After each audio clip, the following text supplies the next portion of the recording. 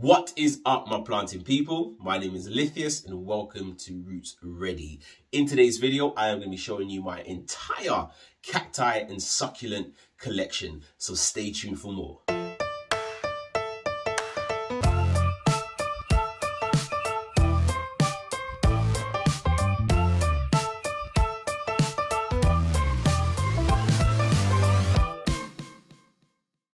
So today's video is essentially a timeline or my journey in collecting cacti and succulents. I'm going to be taking you through the oldest one in my collection all the way through to the newest. And we're going to start right here with the biggest one in my collection, which is the Euphorbia Trigona green form, also known as the African milk tree. And here it is. It is absolutely massive. It is huge. It is heavy. And this plant, I think I've had it in my collection for, oh wow, I think maybe coming up to 5 years now.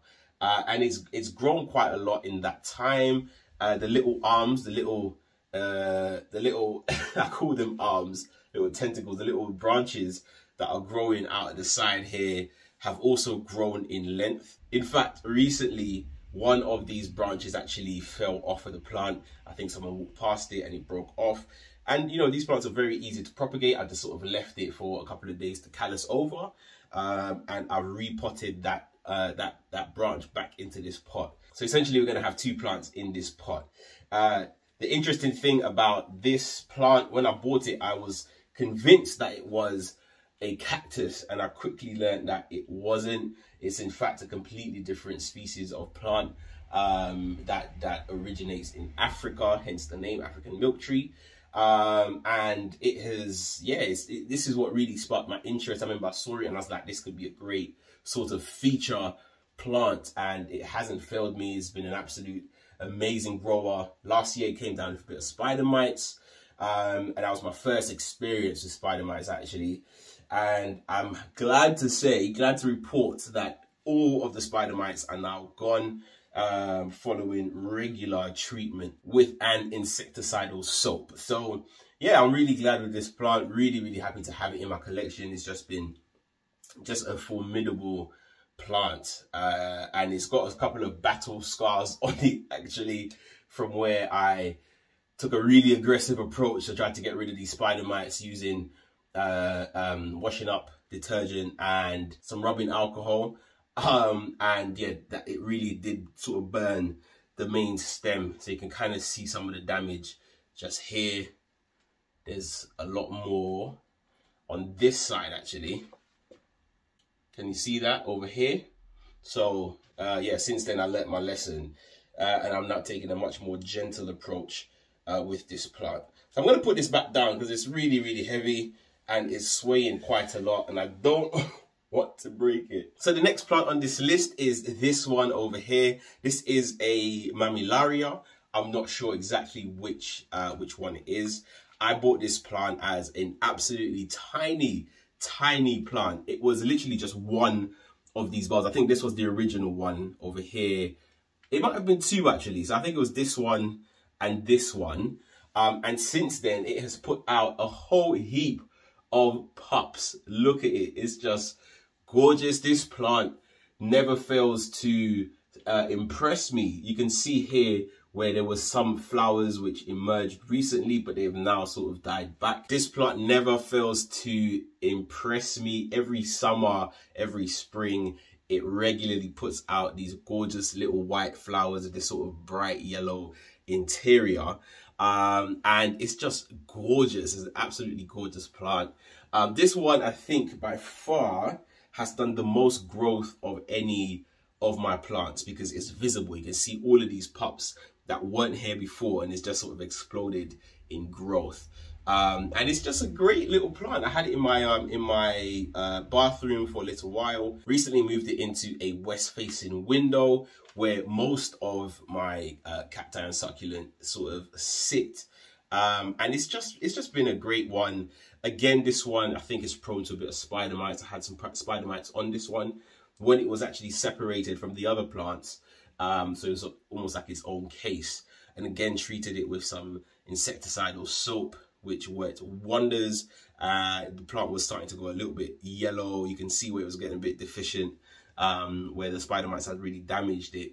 But it's really bounced back, and it just continues to just, yeah, it's just a great little plant. So I imagine in a couple of years' time, the pups will continue to spread and fill this pot. And on that day is going to be a great day. But yeah, this is a great little plant. I think I just got it from like a box store over here. I think it was either Asda or Lidl, where you always get these great little nuggets. And this was one of them. So this was the second plant I got in my collection, and I'm really, really glad to have it. Look at that. So the next up on this list is this cactus right here. This is called the old man's cactus. I'm not sure what the scientific name for this plant is, but it's a gorgeous one. It's very unique looking. You can see all of that fuzz, all of those hairs. I forgot what they're called, but it's really soft to the touch, almost a bit like cotton. It's lovely.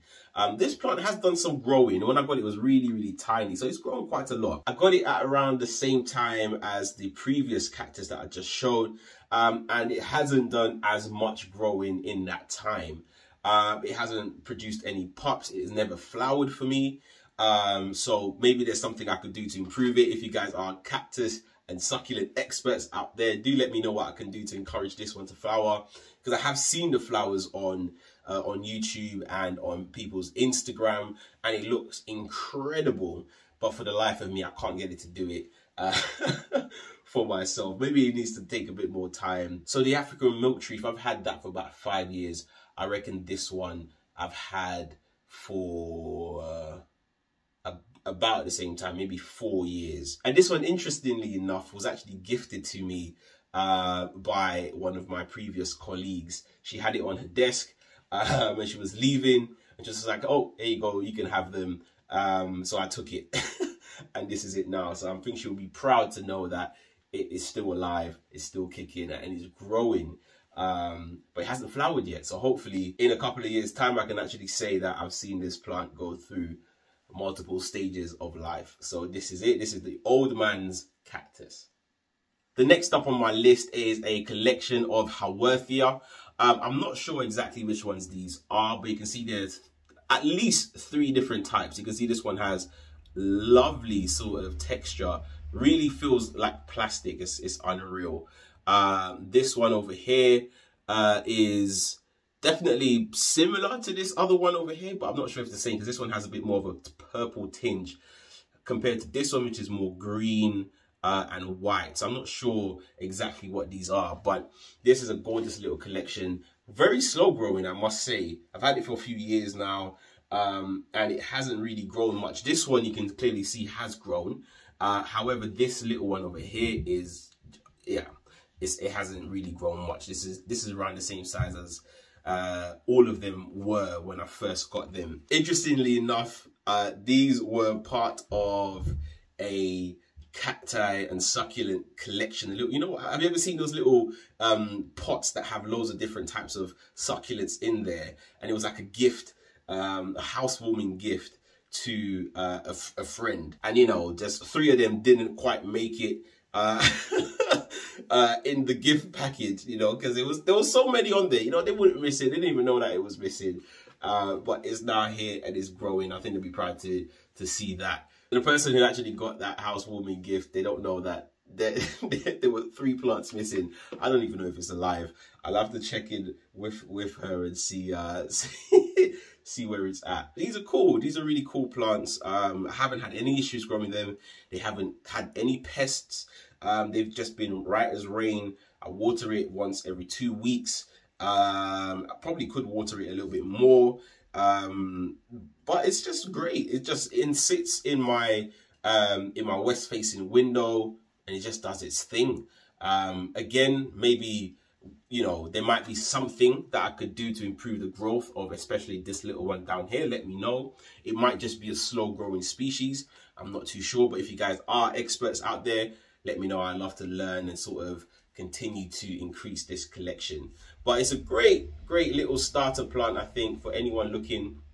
You can get them quite easily, readily available at a lot of your big box stores, which is where this was purchased from anyway. These are the Haworthia. I'm not exactly sure, as I said, which exact types, but gorgeous little plants just to make any windowsill come alive. Up until now, all of those plants were sort of purchased like quite a while ago. We're talking at least about 4 or 5 years ago. But last year, I just sort of went into a cacti and succulent craze, and I started to order quite a lot. So most of these I've actually only had in my collection for about a year.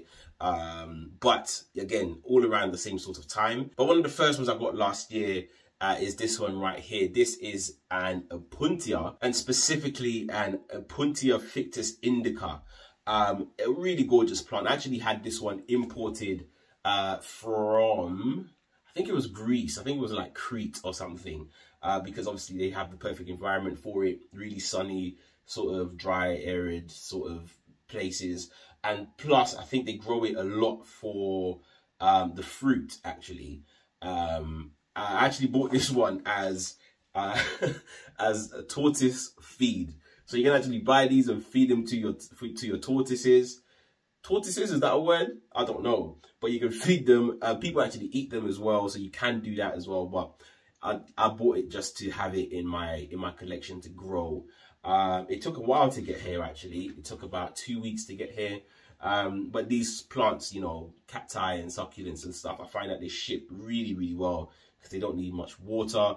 Especially this one was a cut-in, so it had enough time to callus over, so I could just place it directly into a pot. In fact, actually, interestingly enough, when I tried to root this plant up, I rooted it in pond in a semi-hydro setup, and that worked really well. There were so many roots. I was just throwing it out constantly. But I wasn't sure, I wasn't confident that I could stay there long term.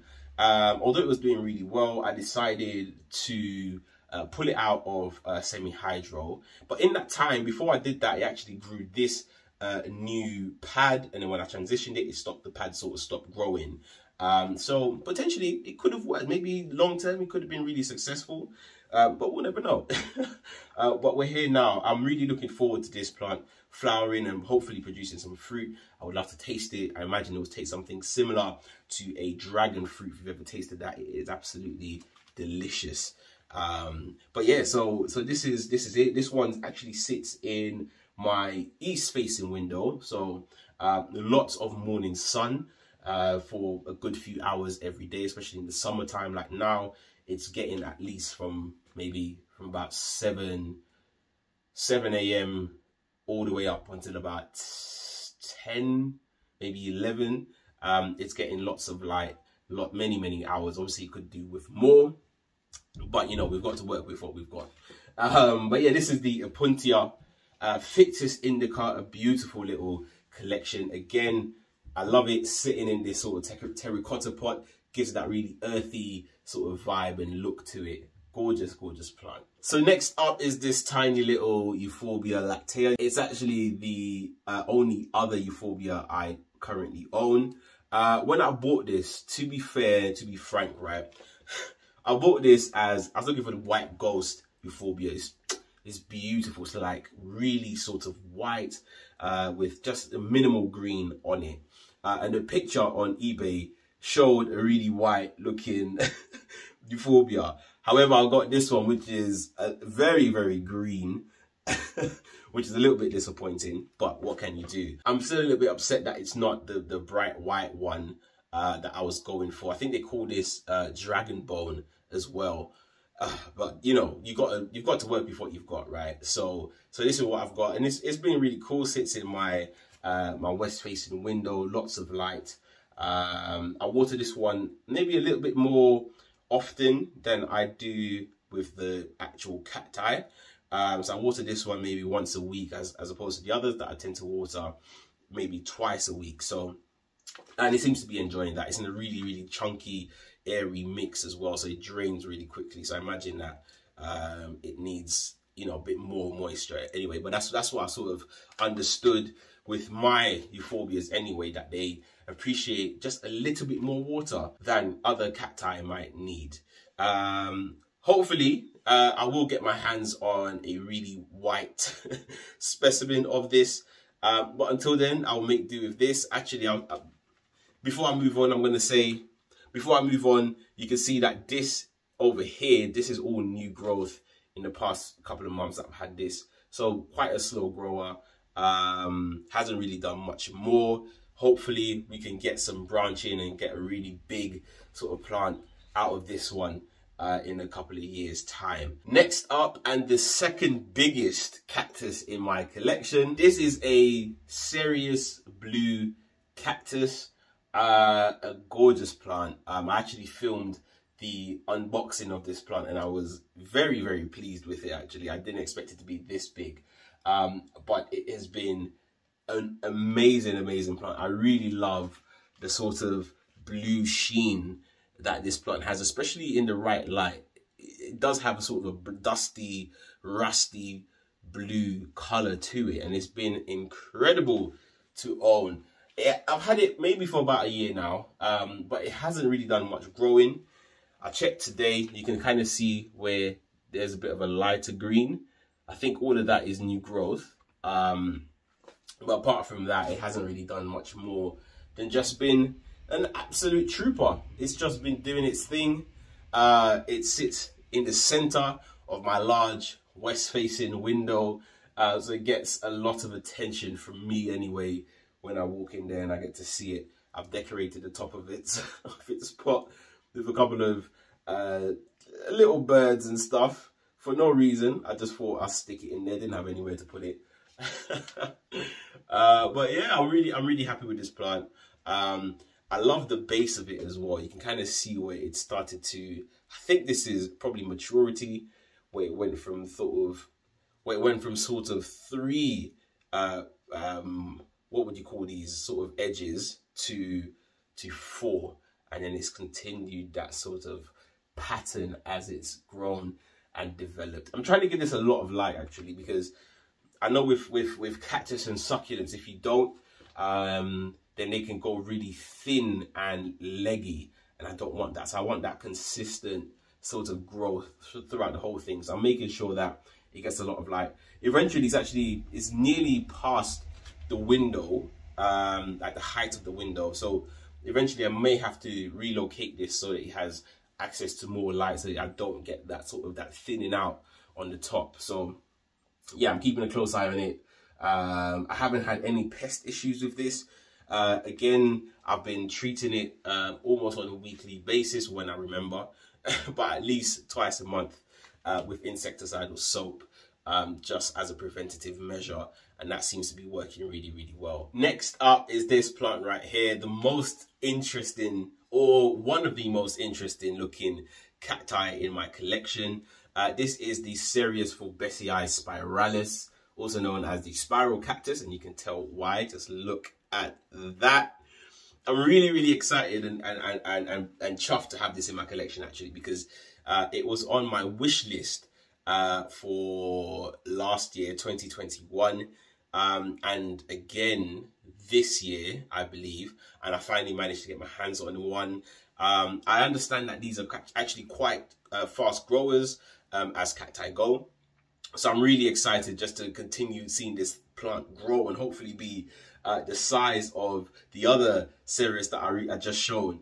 I'll be so happy, so excited to have it. And you can tell why this plant was on my wish list. And it's because of that shape. It's just so interesting. Like, just look at it. Like, it's such a stunner, such an eye catcher. Like, it's really gorgeous, really interesting to look at. I really love the sort of the texture of it as well. Sometimes I just go around giving it a little bit of a squeeze as well. So it's got quite a rubbery type feel to it. It almost feels a little bit fake, but that's quite cool. But that's also how I know when I need to water this plant as well. If I give the top a little bit of a squeeze, and it feels, you know, really soft, and I know that, you know, it's starting to dehydrate and pull moisture from its tissues. So then I give it a bit of a water. And with all of these cacti and succulents, what you want to do, you don't want to just give it just a dribble of water. You want to really soak it through, because in nature, when it rains, it pours in the areas that these plants grow in. And you want to make sure that you're not watering it too frequently, because that can actually cause the plant to be damaged, and it can actually burst its tissues actually. If it has too much water, it just tries to hold on to loads. Anyway, that was just an interesting piece of information that I learned, and I thought I'd share it with you. I'm really excited to have this one in my collection because, you know, it's one I've had my eye on for a very, very long time.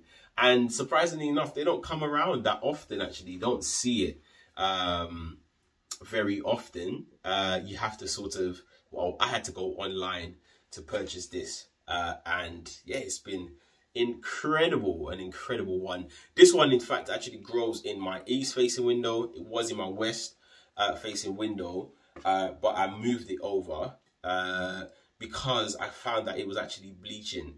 The sun was probably a little bit too bright for this plant, so I pulled it back slowly from the window so that, you know, as not to shock it. And recently, maybe in the last 2 weeks, brought it over to my east facing window over here, and it seems to be happier because there's no burning, no signs of burning. It's actually recovered quite well, and I'm happy for that actually. So there you have it. This is the Cereus Forbesii Spiralis. Absolute stunner. The final plant on this list was again in my favorites video for 2 years, and I am really happy to have it in my collection. This is a crested cactus, specifically the Myrtillocactus Geometrizans, right? I always struggle to get that one. But it's just an amazing specimen of a crested cactus. Oh, look at it. So interesting. I think this one and the spiral cactus are the most interesting ones in my collection, and you can tell why. It's just so unique. And you just don't know. You don't know where this is going to go. With the spiral cactus, you know, you could pretty much guarantee that it's going to continue to spiral up in one direction. What I really love about the crested cactus is that it's not the same. Like, each one looks completely different to the other because it just sort of takes on whatever shape it wants to take, really. The interesting thing about this plant and all crested cacti is that it is a genetic mutation that causes the plant to sort of grow in this weird and wonderful way. When they are not crested, they actually take on a more authentic shape of a cactus with more of a resemblance to the blue cactus that I showed previously. Some people graft the crested cactus to a sort of a more normal form, and I believe, if I'm not mistaken, that actually encourages it to grow a lot bigger, a lot quicker. But I don't really mind. I'm here for the long run with this plant. Hopefully I can see it grow into itself and become a beautiful, beautiful specimen. I'm hoping to one day get a larger specimen, but with these things, they grow so slowly that anything bigger sort of doubles in price very, very quickly, and it gets very expensive very quickly. So I'm gonna have to make do with this one for now until I can spoil myself or treat myself to a larger specimen. But it's an absolute gorgeous plant, and the most recent one in my collection. Well, that was it. We've now reached the end. That was my entire cacti and succulent collection for now. I'm pretty sure if I did this again in another year or in a couple of months' time, there's going to be a few more to add because I'm just really interested in it. Let me know what your thoughts are on cacti and succulents. Do you subscribe to them or not? Do you enjoy them or not? Either way, I think they're an amazing category of plants, and I would recommend them to anyone. That was it. Thanks so much for watching, and as always, keep planting.